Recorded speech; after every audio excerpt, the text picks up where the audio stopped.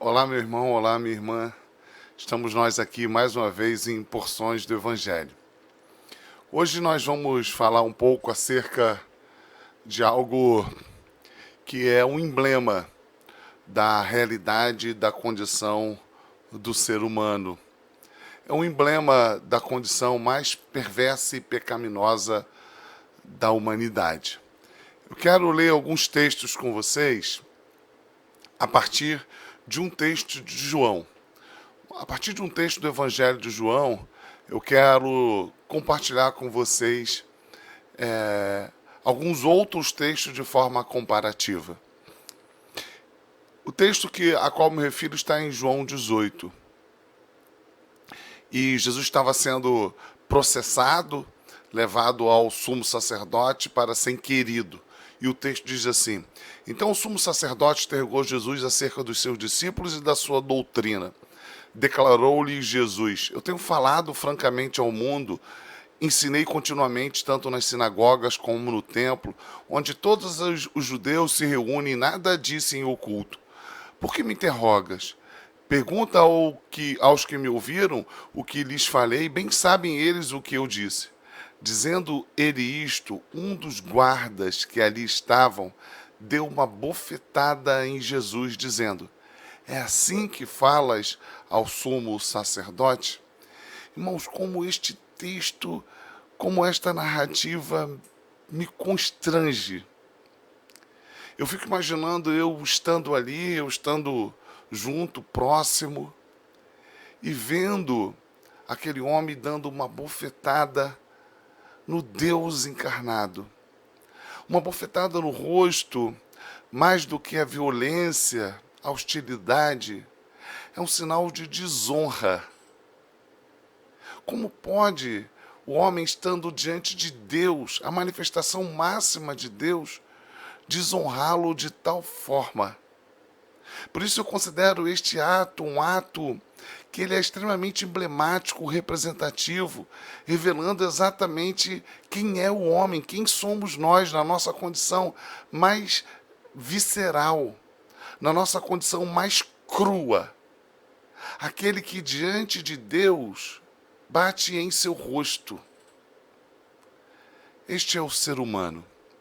Mas por outro lado, quando eu comparo este texto, esta narrativa, com outras descrições acerca de Jesus, esta diferença, ou melhor, este ato deste homem, se torna algo ainda mais repugnante. Quando eu vou lá, por exemplo, para o texto de Salmo 24, o texto que fala acerca da ascensão do Cristo ressurreto, adentrando os céus, eu vejo o final do Salmo 24 dizendo assim: Levantai, ó portas, as vossas cabeças, levantai-vos, ó portais eternos, para que entre o Rei da Glória. Quem é o Rei da Glória? O Senhor forte e poderoso, o Senhor poderoso nas batalhas. Levantai, ó portas, as vossas cabeças, levantai-vos, ó portais eternos, para que entre o Rei da Glória. Quem é esse, o Rei da Glória? O Senhor dos Exércitos. Ele é o Rei da Glória. Cristo Jesus é o Rei da Glória. Estava ali se revelando humildemente como uma ovelha, como um cordeiro que é levado ao matadouro, mudo. E o que levou foi uma bofetada de um ser indigno, injusto, pecador, seu inimigo, o todo-poderoso Rei da Glória.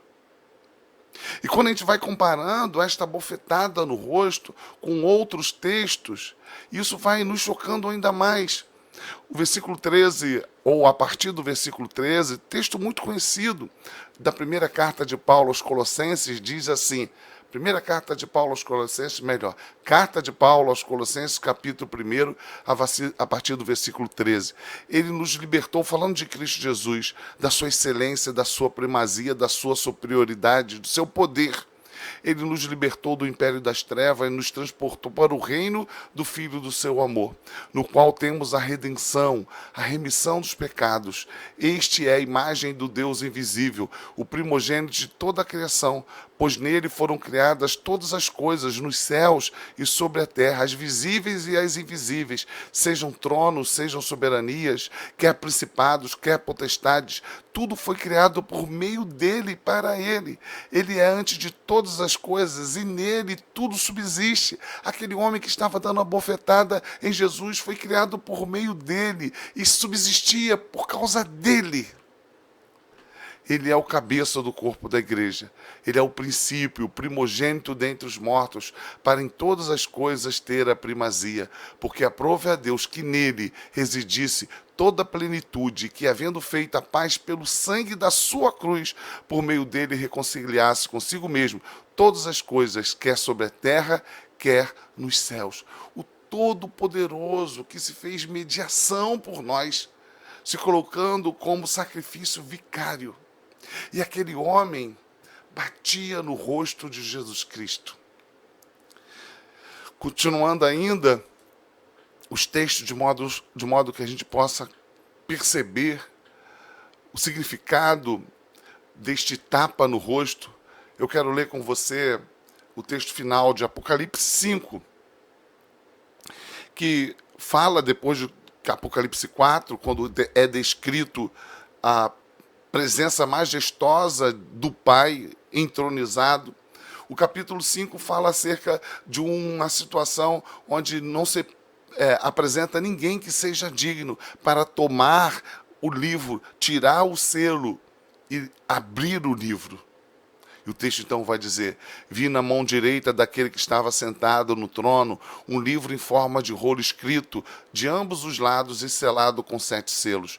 Vi um anjo poderoso proclamando em alta voz: quem é digno de romper os selos e de abrir o livro?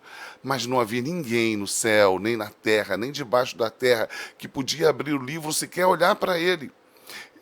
Eu chorava muito, João dizendo, porque não se encontrou ninguém que fosse digno de abrir o livro e de olhar para ele.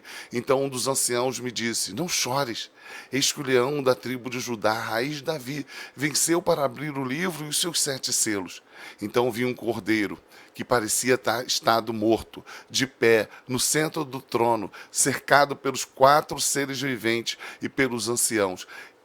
Ele tinha 7 chifres e 7 olhos, que são os 7 Espíritos de Deus enviados a toda a terra. Ele se aproximou, recebeu o livro na mão direita daquele que estava sentado no trono. Ao receber, os 4 seres viventes e os 4 anciãos prostraram-se diante do Cordeiro. Cada um deles tinha uma harpa e taças de ouro cheias de incenso, que são as orações dos santos. E eles cantavam um cântico novo. Tu és digno de receber o livro e de abrir os selos, pois foste morto e com teu sangue compraste para Deus homens de toda tribo, língua, povo e nação. Tu os constituíste reino e sacerdotes para o nosso Deus, e eles reinarão sobre a terra. Então olhei, diz João, e ouvi a voz de muitos anjos, milhares de milhares, milhões de milhões, os seres celestiais. Eles rodeavam o trono, bem como os seres viventes e os anciãos, e cantavam em alta voz: digno é o Cordeiro, que foi morto, de receber poder, riqueza, sabedoria, força, honra, glória e louvor. Depois ouvi todas as criaturas existentes do céu, na terra, debaixo da terra e do mar, e tudo que neles há, que diziam: aquele que está sentado no trono e ao Cordeiro, sejam o louvor, a honra, a glória e o poder para todo sempre. E os 4 seres viventes disseram: amém. E os anciãos prostraram-se e o adoraram. E aquele homem e aquele soldado bateu no rosto de Jesus Cristo. Um emblema, uma representação, um representante do homem, da humanidade, da nossa idolatria, da nossa perversidade, do nosso ódio de Deus. É triste, é duro. Por um lado, a exposição de quem é Jesus. Do outro, quem somos nós. Mas o Senhor Todo-Poderoso, o mesmo, o Cristo Jesus, se entregou na cruz para que agora eu fosse reconciliado. E Ele me permite agora a paz com Deus. A paz com Deus. Para quê? Não para que eu continue agindo, intentando ofensas contra Ele, mas para que agora eu me faça como todas essas criaturas descritas aqui em Apocalipse 5, prostrado, como também fez Maria, irmã de Lázaro, aos seus pés, o adorando, bendizendo, cantando louvores em seu santo nome, ouvindo a sua voz, me regozijando, buscando a sua presença, vivendo para o louvor da sua glória, não mais querendo, desejando bater em seu rosto, ofendê-lo, não mais. Então, se você teve um encontro salvífico com este Cristo, se Ele te arrancou do império das trevas, não mais para você desejar esbofeteá-lo, mas para que você viva para o louvor da sua glória, para que você o exalte com a sua vida, com cada momento da sua vida, com cada parte integrante do seu ser, com toda a tua alma, com a plenitude dos teus esforços, dizendo, só Ele é digno, só Ele deve ser exaltado, a Ele toda a honra, toda a glória e todo o louvor. Faça da sua vida um culto ao Deus manifestado, comunicado pelo Deus triuno, Cristo Jesus. Fuja da tentação de querer esbofetear o rosto do Santo de Deus com os seus pecados. Que o Senhor tenha misericórdia das nossas vidas e que toda a nossa vida, tudo que há em nós, tudo que falamos, pensamos, temos, seja para o seu louvor, para o louvor da glória de Cristo Jesus. Que Deus te abençoe. Até o próximo Porções do Evangelho.